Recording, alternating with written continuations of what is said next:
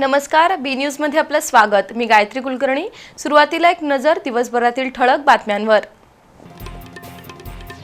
गेल्या वर्षीच्या अतिवृष्टीचा फटका बसलेल्या पशुपालकांना शासनाचा मदतीचा हात। मदतीच्या अटी शर्ती रद्द करून सरसकट मदत देण्याचा फडणवीस सरकारचा महत्त्वपूर्ण निर्णय।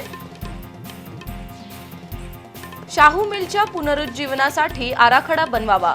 पालकमंत्री आणि जिल्ह्यातील आमदारांनी मुख्यमंत्र्यांबरोबरच बैठक घेऊन तत्वता मान्यता घ्यावी। खासदार श्रीमंत शाहू महाराज यांची सूचना।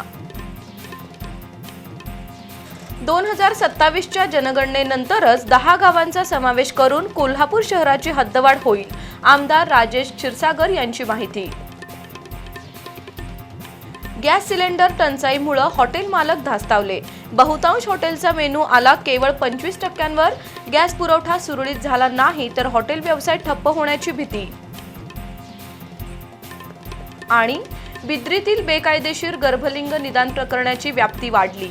आणखी 3 एजंट अटकेत। डॉक्टर युवराज पाटील सह एकूण 11 जणांभोवती फास।